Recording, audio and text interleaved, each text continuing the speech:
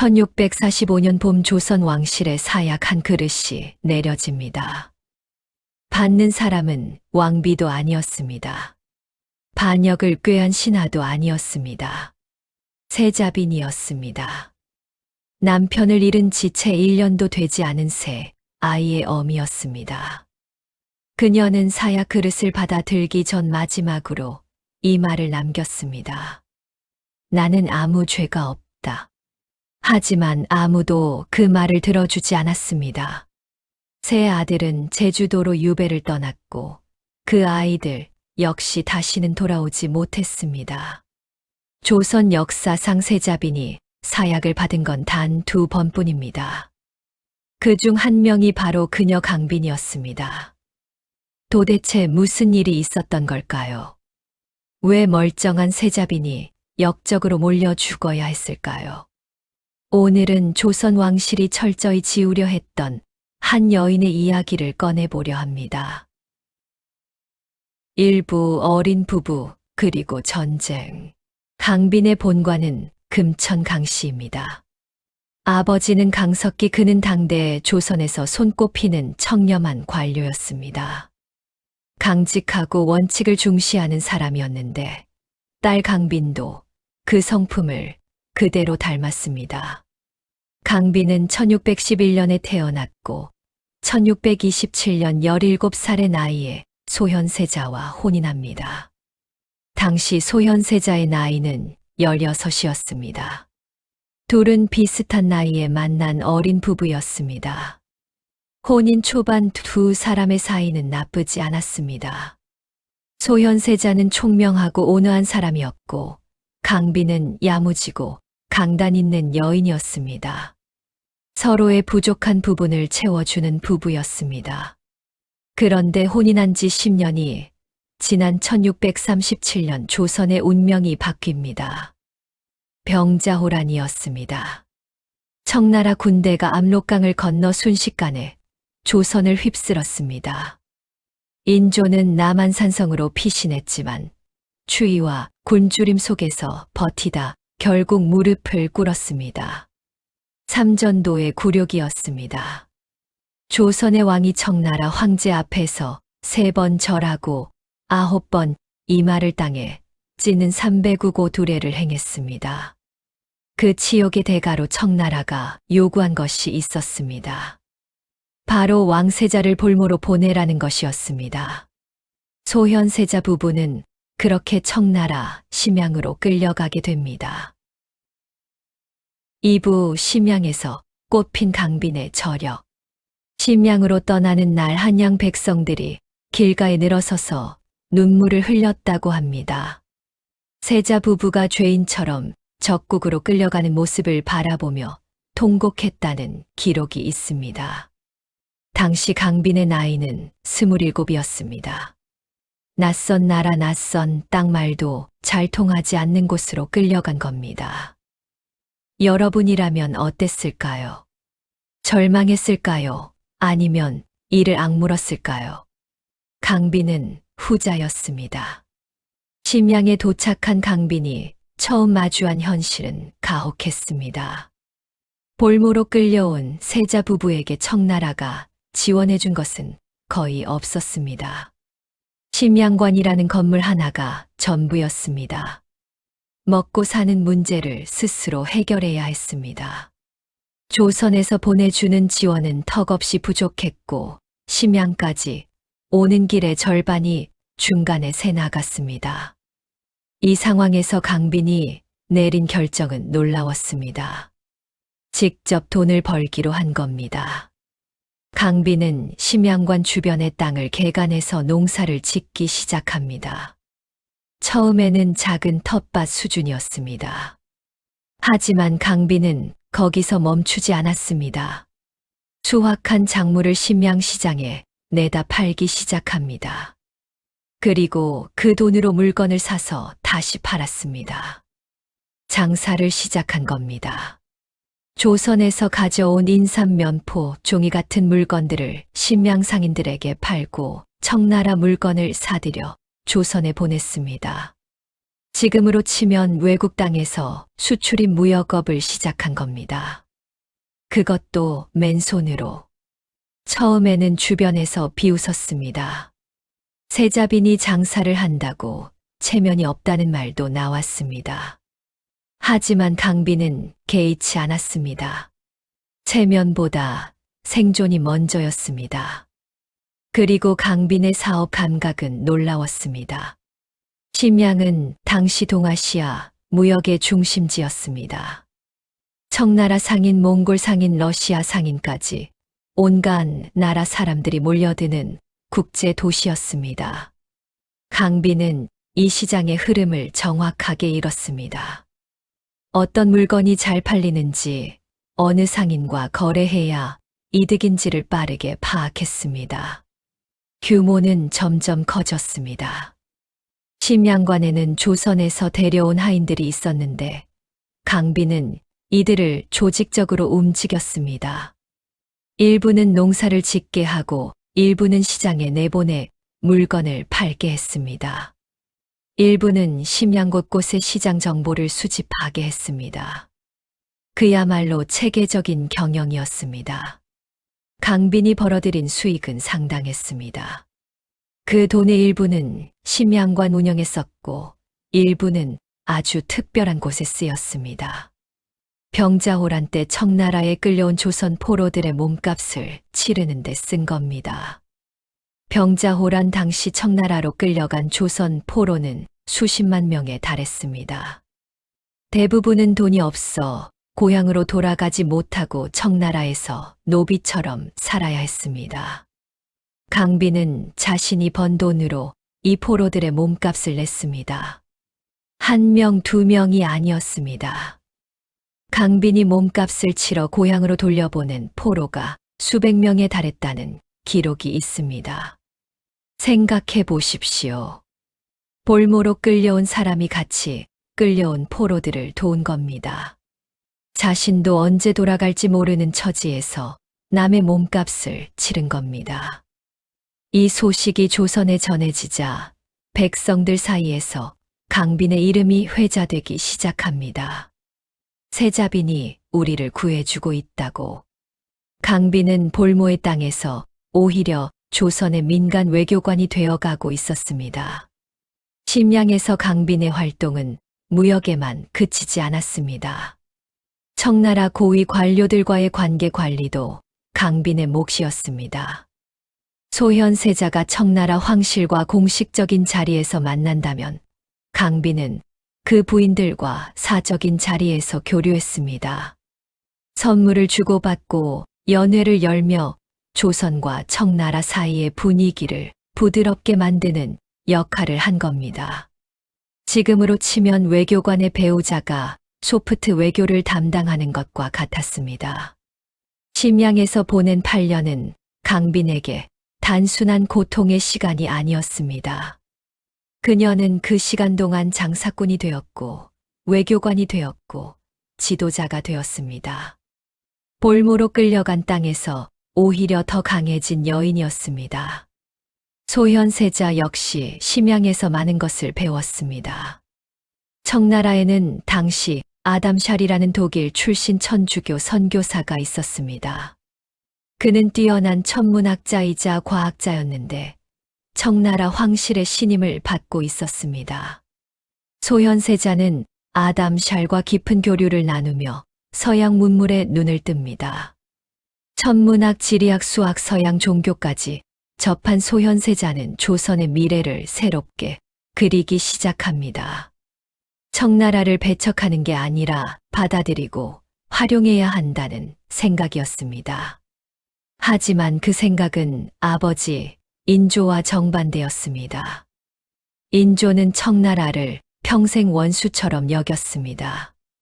삼전도에서 이마를 땅에 찌은 그 굴욕을 단 하루도 잊은 적이 없었습니다.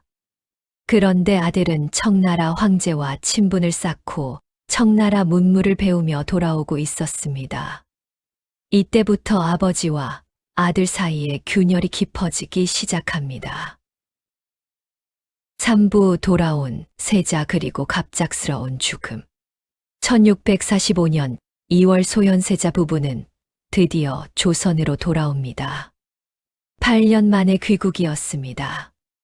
한양 백성들이 길가에 나와 세자 부부를 맞이했습니다. 8년 전 눈물로 배웅했던 그 백성들이었습니다. 그런데 인조의 반응은 싸늘했습니다. 아들이 살아 돌아왔는데 기쁜 기색이 없었습니다. 소현세자가 귀국 인사를 드리러 갔을 때 인조는 냉랭하게 대했다는 기록이 있습니다. 심지어 격분해서 벼루를 던졌다는 이야기도 전해집니다. 왜 그랬을까요? 인조는 아들이 두려웠던 겁니다. 8년 동안 청나라에서 살며 청나라 황제의 신임을 얻고 돌아온 아들. 그 아들이 자신의 왕위를 위협하는 존재로 느껴지기 시작한 겁니다. 권력 앞에서는 부자지간도 없었습니다. 소현세자는 귀국한 지 불과 2달 만에 갑자기 쓰러집니다. 그리고 사흘 만에 세상을 떠납니다. 1645년 4월의 일이었습니다. 나이 겨우 34이었습니다. 공식 사인은 학질 즉 말라리아였습니다. 그런데 실록에는 이상한 기록이 남아 있습니다.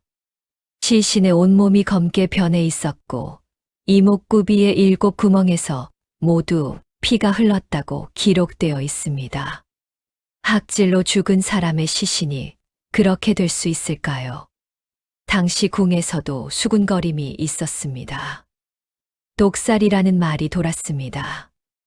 하지만 아무도 크게 소리내어 말하지 못했습니다. 인조가 살아있는 한 그 말은 입 밖에 낼 수 없는 것이었습니다.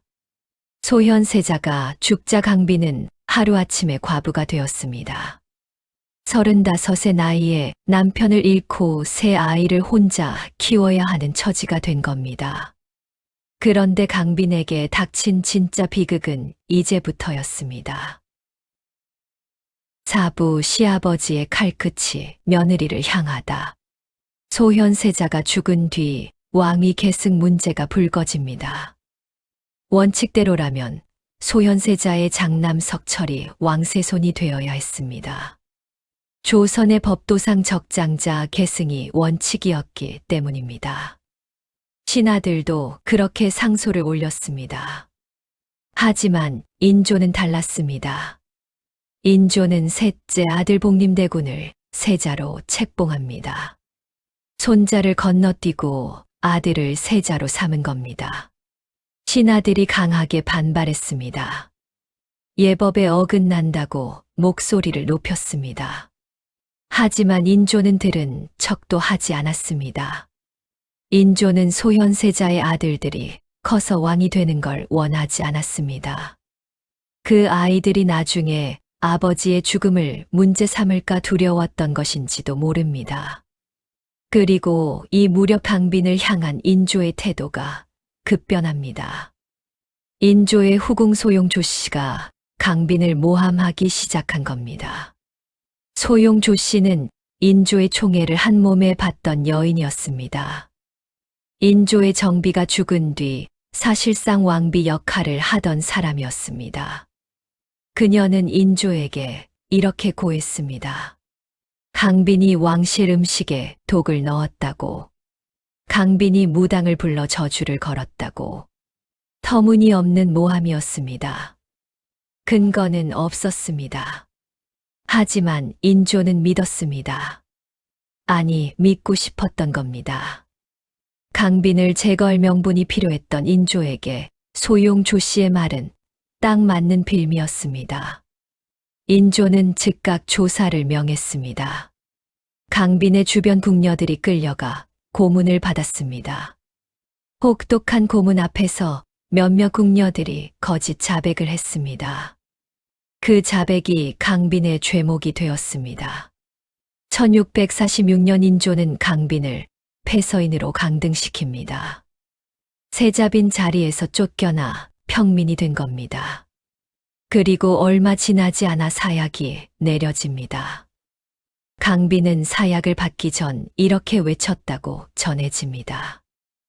나는 죄가 없다. 나는 아무것도 하지 않았다. 하지만 그 절규는 아무런 소용이 없었습니다. 강빈은 그렇게 죽었습니다. 36의 나이였습니다. 심양에서 8년을 버텨낸 여인이었습니다. 포로들의 몸값을 치러 수백 명을 고향으로 돌려보낸 여인이었습니다. 그 여인의 마지막이 사약한 그릇이었습니다. 오부, 세 아들의 운명. 강빈이 죽은 뒤 그녀의 세 아들에게도 칼날이 향합니다. 장남 석철, 차남 성린, 삼남 석견. 이 세 아이는 어머니가 역적으로 몰려 죽은 직후 제주도로 유배를 떠납니다. 당시 석철의 나이는 12살이었습니다. 막내 석견은 겨우 6살이었습니다. 6살짜리 아이가 제주도로 유배를 떠난 겁니다. 제주도는 당시 조선에서 가장 먼 유배지였습니다. 한 번 가면 살아 돌아오기 힘든 곳이었습니다. 그리고 예상대로였습니다. 석철은 유배지에서 병으로 죽습니다. 성린도 오래 버티지 못했습니다. 막내 석견만이 살아남았지만 그 역시 평생 유배지에서 벗어나지 못했습니다. 소현세자의 핏줄은 그렇게 역사에서 지워졌습니다. 인조는 아들을 죽이고 며느리를 죽이고 손자들마저 섬에 가두었습니다. 왕실의 혈육이 왕실의 손에 죽어간 겁니다. 육부-240년 만의 복권, 그리고 우리가 기억해야 할 것. 나중에 효종, 현종, 숙종을 거치면서 강빈의 억울함을 풀어줘야 한다는 목소리가 계속 나왔습니다. 강빈의 혐의가 조작되었다는 것을 많은 신하들이 알고 있었습니다. 하지만 인조를 부정하는 일이기 때문에 쉽게 건드리지 못했습니다. 그렇게 수십 년이 흘렀습니다. 강빈이 공식적으로 복위된 것은 그녀가 죽은 지 무려 240년이 지난 1897년 고종 때의 일이었습니다. 240년이었습니다. 억울하게 죽은 뒤 240년이 지나서야 겨우 누명이 벗겨진 겁니다. 강빈의 이야기는 단순한 왕실 비극이 아닙니다. 그녀의 삶을 들여다보면 권력이 얼마나 인간을 잔인하게 짓밟을 수 있는지가 보입니다. 청나라 볼모로 끌려가 맨손으로 살아남은 여인, 포로들의 몸값을 치러 고향으로 돌려보낸 여인, 무역으로 심양관을 먹여 살린 여인, 그 여인이 죄목도 불분명한 채 사약을 받고 죽었습니다. 인조는 왜 그랬을까요? 역사학자들은 말합니다. 인조는 자신의 왕위가 흔들릴까봐 두려웠다고, 소현세자의 죽음이 의심받을까봐 두려웠다고, 그 두려움이 며느리를 죽이고 손자들을 섬에 가두는 결정을 하게 만들었다고, 권력을 지키기 위해 인간이 얼마나 잔인해질 수 있는지를 강빈의 삶이 보여줍니다. 여러분은 어떻게 생각하시나요? 강빈이 정말 죄인이었을까요? 아니면 권력의 희생양이었을까요? 실록은 강빈을 역적으로 기록했습니다. 하지만 실록은 인조의 조정이 쓴 기록입니다. 승자의 기록입니다. 패자의 목소리는 기록되지 않습니다. 강빈은 끝내 자신의 억울함을 글로 남기지 못했습니다. 하지만 우리는 지금 이 자리에서 그 이야기를 꺼내고 있습니다. 240년이 걸렸지만 진실은 결국 수면 위로 올라왔습니다. 역사는 때로 느리게 움직입니다. 하지만 완전히 멈추지는 않습니다. 억울하게 죽은 강빈의 이야기가 오늘 여러분의 마음속에 조금이라도 남는다면 그것으로 충분합니다. 오늘 영상이 도움이 되셨다면 구독과 좋아요 한 번씩 눌러주세요. 여러분의 응원 하나하나가 이런 잊혀진 이야기들을 계속 세상에 꺼낼 수 있게 해주는 힘이 됩니다. 다음 영상에서도 역사 속에 묻혀 있던 이야기로 다시 찾아오겠습니다.